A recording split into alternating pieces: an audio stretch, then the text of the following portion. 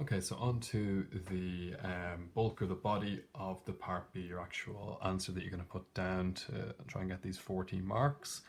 The important thing here is you're constantly referring back to these numbers and the trends between them, in addition to a couple of kind of benchmark figures and kind of general comments that you make.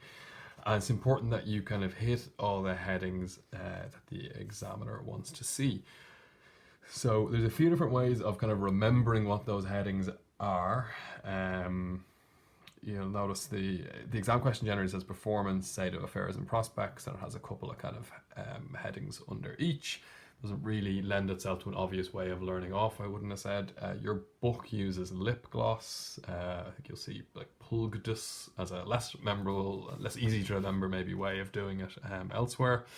I quite like pig lids as a way of remembering your headings. So profitability, industry, gearing, liquidity, investment policy or security, dividends, share price. Okay, so profitability will always be included. Industry, which some of the other ways of remembering it will refer to as sector, should always be included. Gearing always included. Liquidity always included. This line here, so obviously this is investment policy or security. That's a bit forced there that it's an I and then it's investments or security. But the reason I put them together is if you look back through the marking schemes, they will always include investment policy when the question is from the point of view of shareholders, and they will include security when the question is from the point of view of maybe a bank manager thinking of loaning money or a debenture holder. So our question here is whether debenture holders would be satisfied with the performance of the company. So we should be including security here.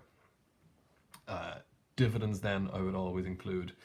And then share price, so I would definitely include that for shareholders. I think the marking scheme for this question doesn't include share price because it's for debenture holders. But I would probably include it because there is certainly a very quick kind of point you can make without too much calculation or elaboration. So I'm just going to go through each of these headings and put down a couple of bullet points under each. So at the start of your Part B, you're going to say the debenture holders would be satisfied or would not be satisfied because. So I'm just going to leave that blank for now and just kind of go through each heading. So P is for profitability. So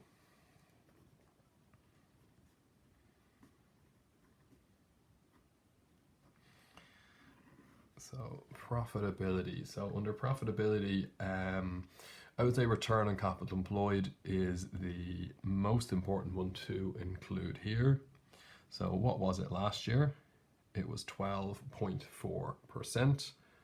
What did I work out return on capital employed was in Part 4? So my return on capital employed is 10.75%.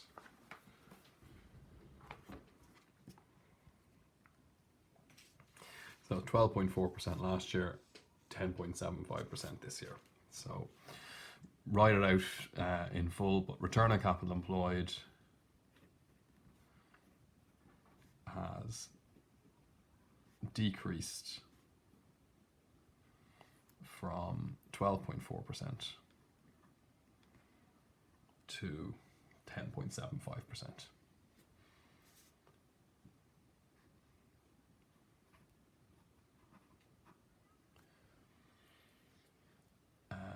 So I suppose there's positives and negative here. I might just do the positives first. So it has gone down, but it's still above, I suppose, our three benchmarks we have. So 10.75% is above the return on risk-free investment. So say if you're going to put your money into a bank or something like that, of, look, realistically, I would say that's very low at the moment, probably less than 1%. I don't know. But yeah, maybe 1 to 2%, or even around 1% would be fine. But we'll say 1 to 2%. It's well above the return on risk investment, 1 to 2%. And above, we're just going to compare it to the debenture rate and the preference share rate in the company, and above.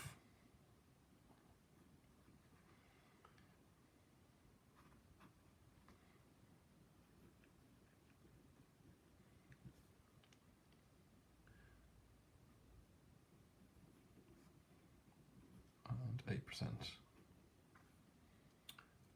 preference share rate.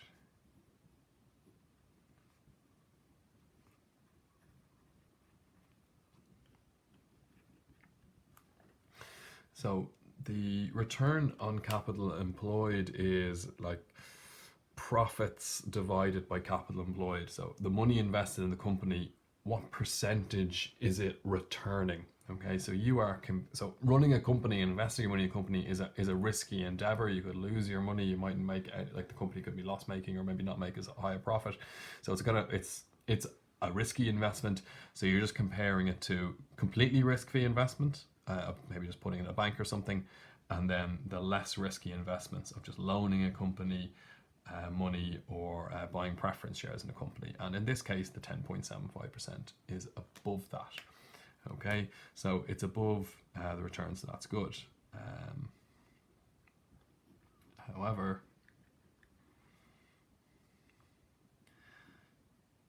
the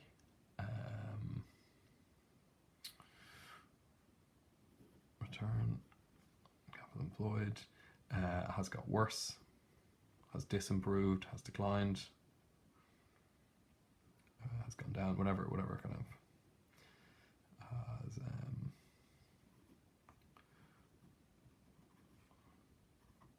by 12.4 to 10.75.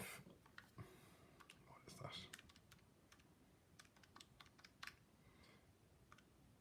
That's 1.65%.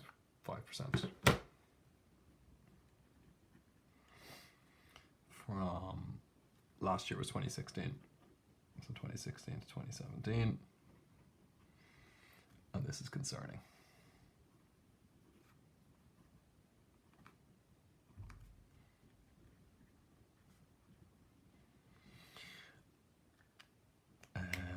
So your kind of general line I would put in for profitability is, it tells us if the company is making efficient use of its resources. So if it's going up, if your return on capital employed is increasing, the company is making efficient use of its resources. If it's going down, I would just say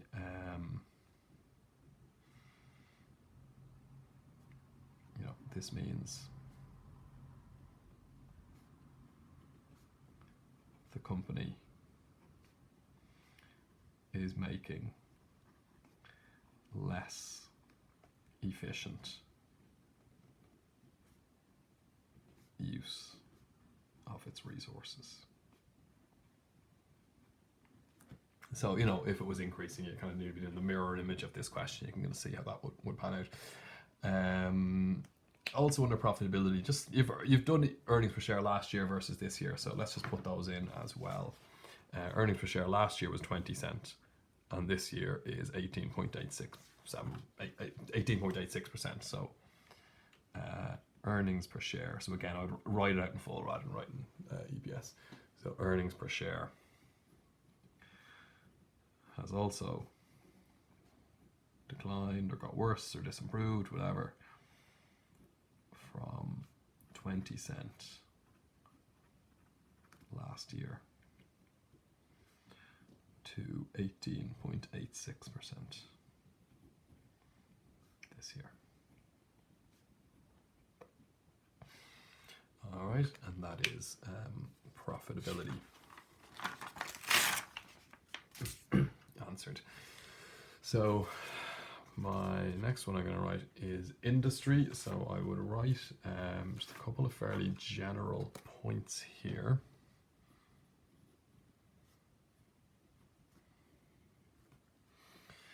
So what are we? We are a retailer in the sportswear industry. So I suppose at the moment,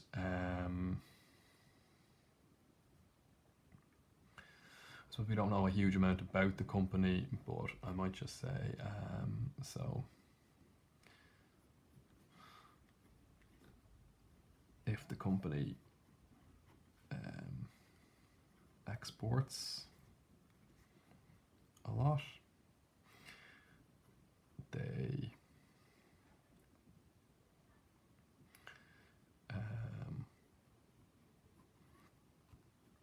be concerned about the impact of Brexit and possible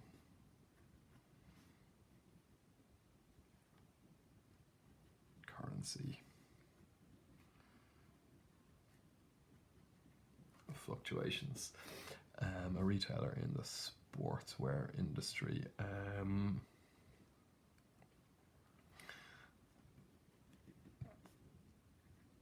They would also be concerned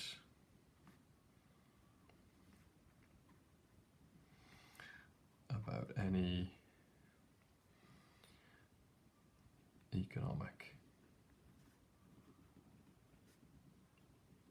downturn,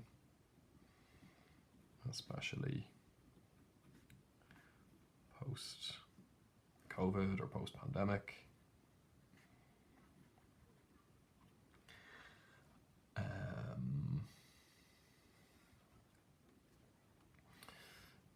Maybe are people maybe putting a greater emphasis on kind of fitness and stuff like that, so that might be a growth area for the company. A greater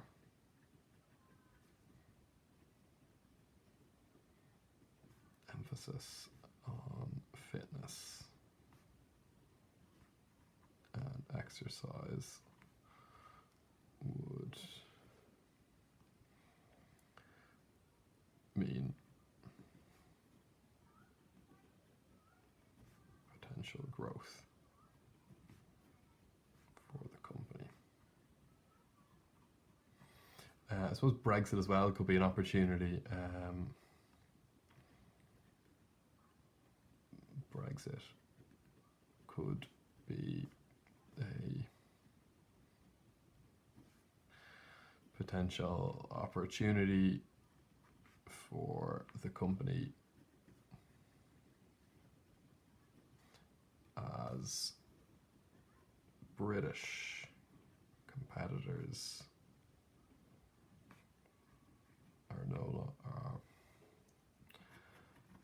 find it harder to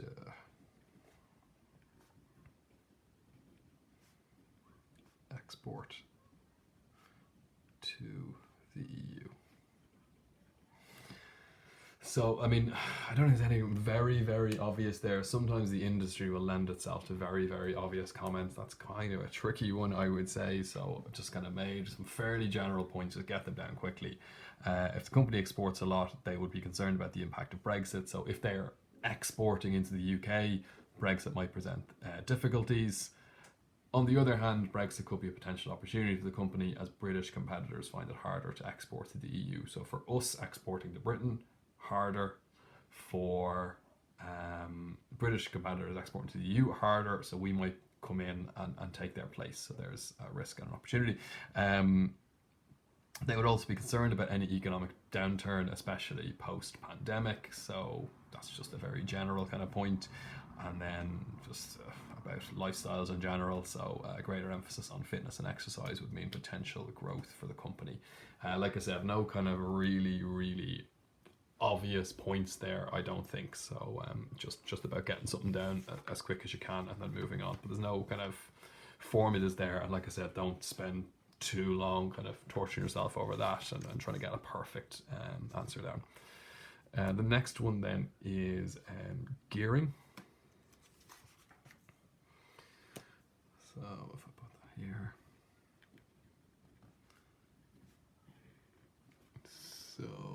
gearing.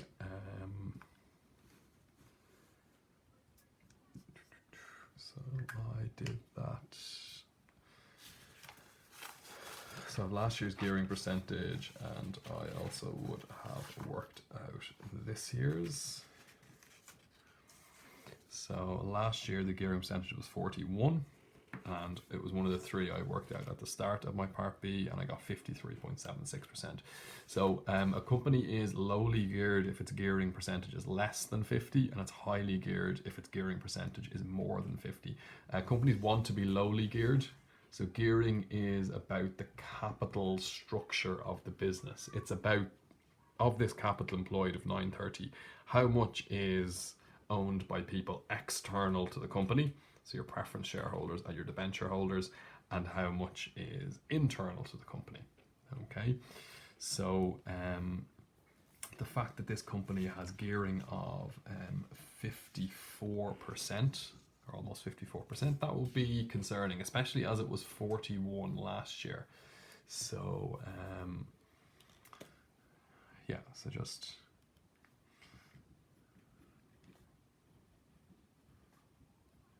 the company is highly geared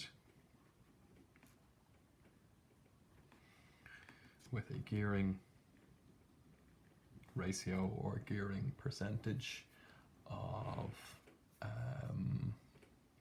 53.76%.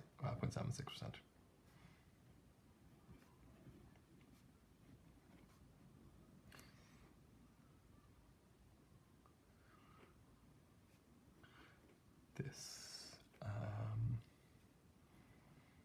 has got worse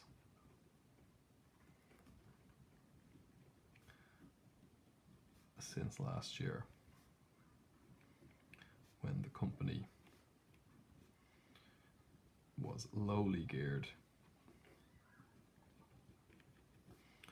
at 41%. Okay, so 41%, much closer to where we want to be. So if you're over 50%, I would say, sorry, I've been doing bullet points. I've started doing sentences now. I probably should put these in bullet points. But anyway, the company is now reliant on outside or external finance or borrowing. So because it's over 50%, the external stuff, the company is now reliant on outside finance, or more, maybe not reliant, or more, maybe reliant is maybe more reliant on outside finance. They don't actually mention any extra. No, it's just generally what the debentures holder would think. If there was talk of additional borrowing, I think it's a good idea to recalculate the gearing ratio on what effect that would have if you added that extra 300,000 or 200,000, whatever the talk of extra borrowing is, on the top. But there's no talk of that here. Just the interest cover as well would go in here. So interest cover was 6.3 last time and 5.56 this time. So put that. So interest cover. So that was the last thing in Part A. It was 5.56, and it was 6.3 last year. So interest cover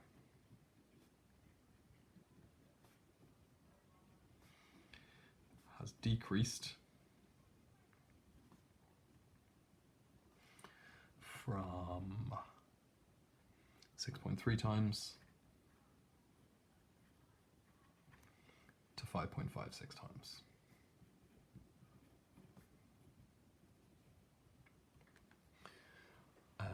Now, at 5.56 times, you're still able to pay your interest. So this is, the profits I have available to pay my interest cover my interest time by 5.56. So let's say if interest cover was 1, it would mean you only have the exact amount of money you need to pay your interest. And if your profits went down by even a euro, you wouldn't have the money to pay all your interest. So 5.56 times is still decent interest cover. You know, it'd be maybe down to 2 or 3 times is where I'd start getting a little bit worried. But here it is declining. Okay, so 6.3 down to 5.56. So another year or two of that, and you're kind of getting into a more worrying territory. So the company is still able to pay its interest, meet its interest obligations.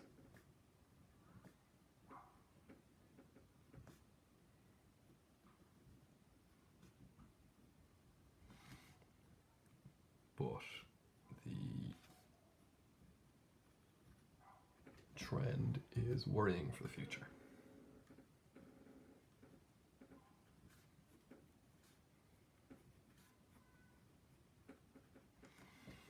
Okay, so that is profitability, industry, and gearing.